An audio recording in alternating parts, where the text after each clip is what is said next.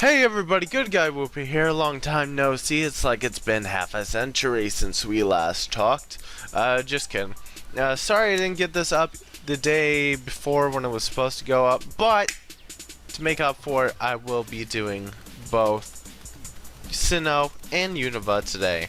So don't you guys worry, they'll be coming out one right after another. I'm literally making them minutes before they get uploaded.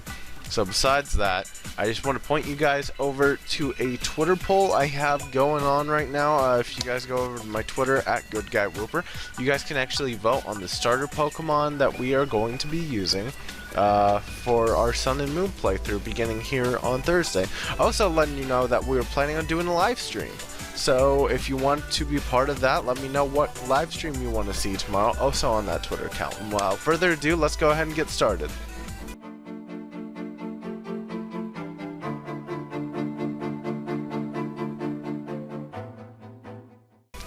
Alright, and our number 6 slot is Heracross. Now, why Heracross? I know it's kind of weird. Why Johto Pokemon? That was already available. Why didn't you just use it back then? Well, here's the honest reason why. I don't like Sinnoh that much. I'm not too big a fan of most of the Pokemon in the region.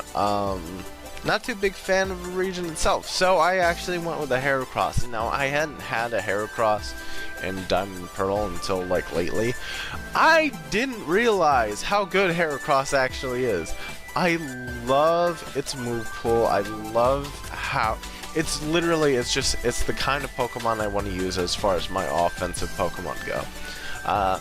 Typically I do go for statusers and stuff like that first, but I'm pretty okay with this. I usually run like Brick Break, Mega Horn, Aerial Ace, Close Combat, I think, when he gets it later on. I can't remember if he gets it. But other than that, I just really like it. I haven't had too much use with it competitively. Like, I've never used a Mega Heracross or anything like that, so that's not something I can really comment on here, you know? But besides that, I just love Heracross's design, so it's another one of those Pokemon, I guess. So with that, let's go ahead and go on to the next one.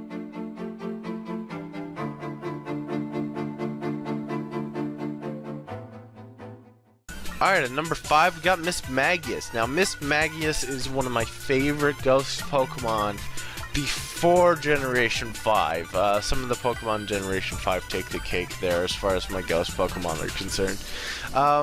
Mismagius is an okay special attacker. She's really a little too slow to get anything good off. You can use her competitively in some of the lower tiers, but it really doesn't stand a chance too high up. She's just outclassed by most other Pokemon, or fast ghost Pokemon.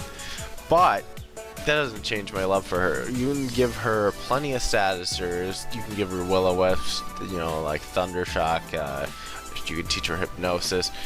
It's great, and then you lead it up with like a Shadow Ball or a Psychic. Personally, I lean a little bit more towards Shadow Ball just because you get that extra stab. But I usually either catch a male or a female. If it's male, I name it Warlock. If it's female, you know, I don't think I've actually had a female one. I wonder what I would name that. You know what? I'll think about that while we go on to our next Pokemon.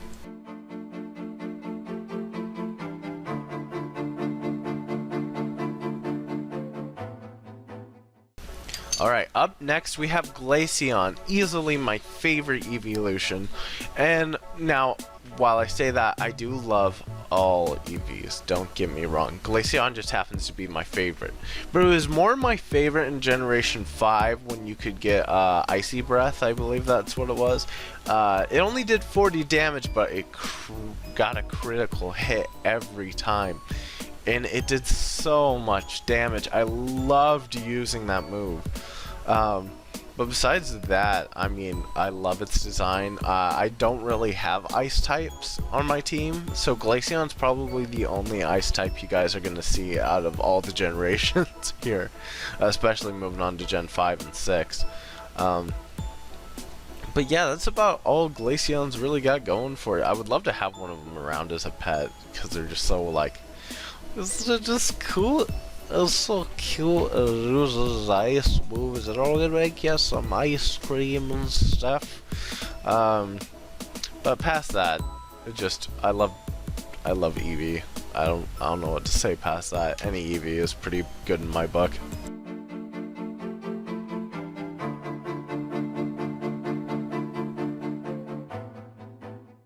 Alright, up next we got Empoleon. Now, I know what you're saying. Don't you normally keep your starters back at the top or whatever? Yes, I do, and I still am. The deal with Empoleon, it's another one of those things like with Charmeleon where I just didn't really like a lot of the water types in Sinnoh. So the only option for me, in my opinion, was to trade over a Piplup from another game and have it on my team because I just couldn't stand most of the other water types. But saying that though, Empoleon freaking awesome. It was so hard to decide whether Empoleon was actually going to be my secondary Pokemon on my team or if my other starter was going to be the secondary Pokemon rather than my main starter. It's just so, like, okay, I'm not too happy about the whole steel typing there. It's just kind of like, I don't know whose decision that was, and I feel that's kind of what they're doing again in Sun and Moon. But past that, really, it's just an awesome water type. It's got some really cool Pokemon cards. I love it to death, although I don't really like penguins that much, so I guess it's kind of weird.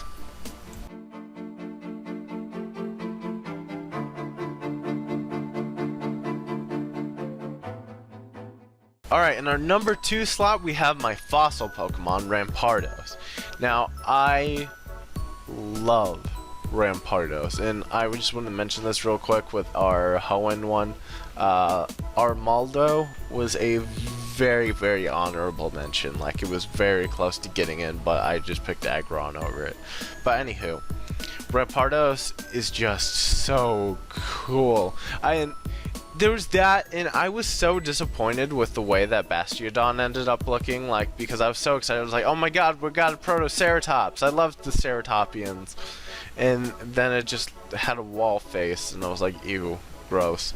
So I will take this guy, even though his speed isn't all that great, his attack is ridiculous.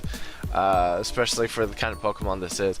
I bet you there's a way that we could work it out where I could set it up with Ninja Scass and get like the speed boost sword stance thing going and then swap out to Rampardos and just fucking nail some people. But I don't know how well that'd work out. So past that, I just love it because it's a dinosaur. You guys should know if it's a dinosaur or reptile, it's probably on the list. So with that, let's go to our number 1.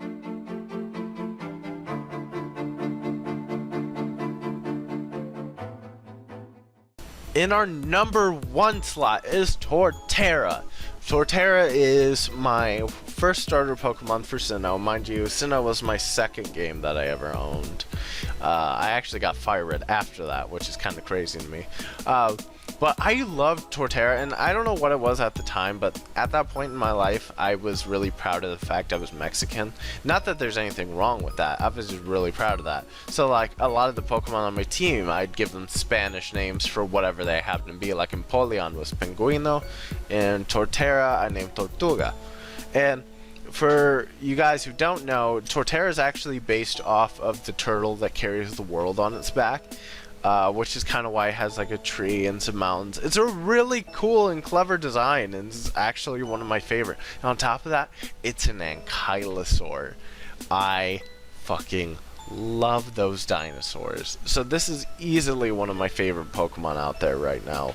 Unfortunately, his stats are not that great. They are just okay at best, and it's kind of what. But he's outclassed, so it's the reason you don't really see him too often in competitive.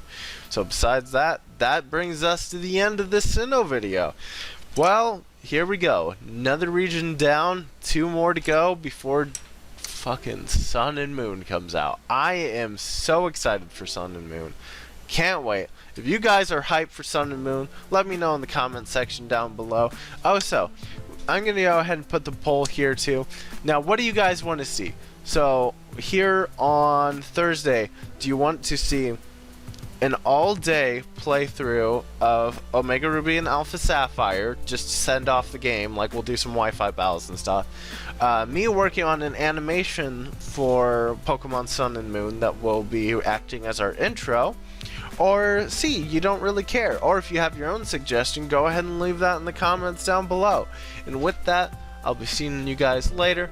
Keep it good, guys. Keep it good. Miss you guys. Shout out to Chris Sanders for being such a badass. Bye-bye.